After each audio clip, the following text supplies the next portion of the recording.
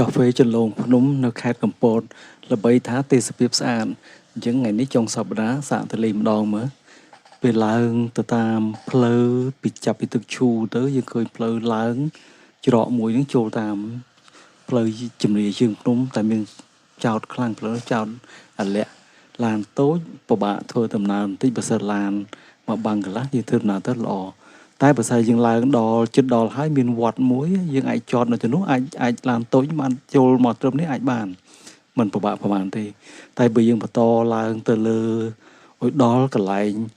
រមណីយដ្ឋានកាហ្វេចន្លងភ្នំហ្មងផ្លូវពិបាកបន្តិចអាចចោតហើយបើកត្រូវការប្រុងប្រយ័ត្នខ្ពស់ពីព្រោះចំណោទឲ្យអាលាក់ផងជាងធ្វើដំណើរហួសពីវត្តនឹងមិនយូរប្រហែលក៏បានមកដល់រមណីយដ្ឋានកាហ្វេចន្លងភ្នំនេះឯងតែលើល្បីតគ្នាថាទេសភាពស្អាតណាស់ទៅដល់កន្លែងនោះយើងថ្ងៃនេះបានមានឱកាសមកដល់ជាងនៅពេលយើងមកដល់ដំបូងហ្នឹងគឺចំណុចទី1ដែលយើងឃើញមុនគេគឺកាហ្វេនឹងឯងហាងកាហ្វេតុបតែងគួរឲ្យចាប់អារម្មណ៍លក្ខណៈជារបៀបខ្មែរបាទតុបតែងបែបខ្មែរស្អាតហើយមុននឹងចាប់ដើរមើលទេសភាពហ្នឹងដាក់កាហ្វេមួយកែវសិនកំងកាហ្វេមួយកែវកាហ្វេនៅទីនោះឆ្ងាញ់សាកមើលទៅឆ្ងាញ់រសជាតិបាទទាំងរសជាតិទាំងទេសភាពក៏ល្អយើងវាផ្ដល់នៅរសជាតិសម្រាប់ចុងសប្តាហ៍ល្អមួយយ៉ាងដែរក្រោយពីទិញកាហ្វេហើយហ្នឹងគឺយើងដើរមើលទេសភាពជុំវិញបរិវេណរមណីយដ្ឋាននោះជាងថ្ងៃនោះវារៀងក្តៅបន្តិចប៉ុន្តែទេសភាពស្អាតណាស់ជុំវិញមានកន្លែងបោះតង់ផងហើយជុំវិញក៏មានសួនមានផ្កាមានអីស្អាតសំខាន់តែគេមានតោងមួយបើយើងមើលពីតោងហ្នឹងទៅចុះទៅក្រោមចម្ងាយឆ្ងាយនេះទៅយើងឃើញជងចន្លងភ្នំស្អាតដែលគេចំណាំនិយាយថាដូចនូហ្សេឡង់អញ្ចឹងទេសភាពដូចនូហ្សេឡង់អញ្ចឹងព្រៃស្អាតមែនប៉ុន្តែថ្ងៃនេះយើងទៅនឹងថ្ងៃក្តៅម្ចាស់ហាងគាត់និយាយថាបើសិនតែពេលល្ងាចសម្រាប់ថ្ងៃលិចអីគឺវាអស្ចារ្យស្អាតមែនទែនដូច្នេះនាំថ្ងៃនេះនាំបងប្អូនទៅទស្សនកិច្ចទេសភាពភ្នំទាំងអស់នោះទាំងអស់គ្នាណា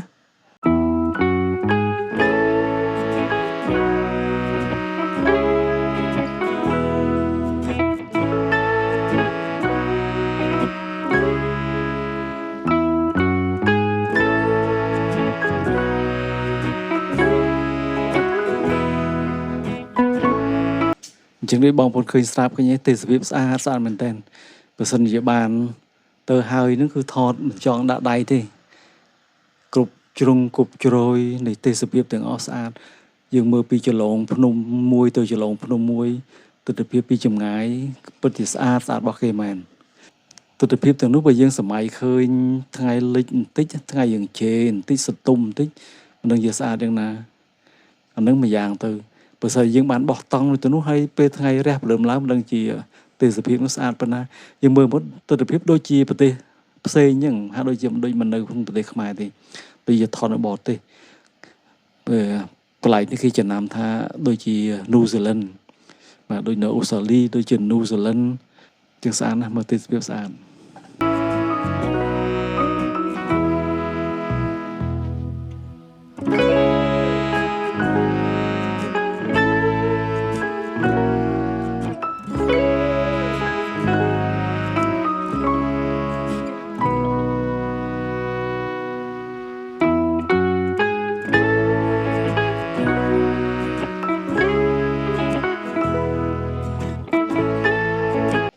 នៅរមណីយដ្ឋាននោះយើងមិនត្រឹមតែបានទៅលេងអញ្ចឹងទេយើងអាចទៅ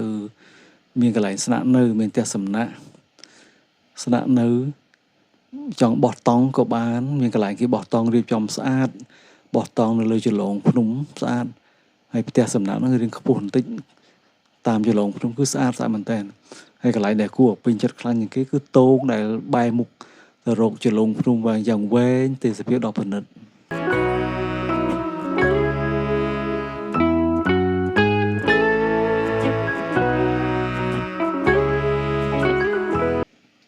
ប៉ុន្តែបើសិនជាបងប្អូនទៅយកល្អទៅថ្ងៃ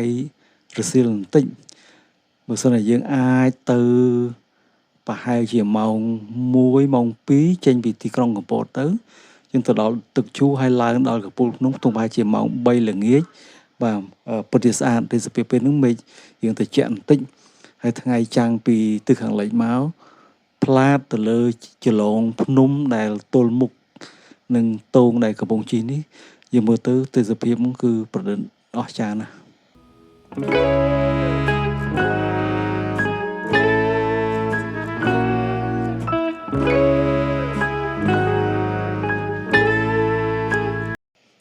នៅកន្លែងនោះក្រៅពីទេសភាពស្អាតស្អាតហ្នឹងគឺយើងមានឃើញមានដំណាំធម្មជាតិដែលជាដំណាំព្រៃផ្លែឈើព្រៃជាច្រើនដែលគេដាំនៅក្នុងរមណីយដ្ឋាននោះផងដែរ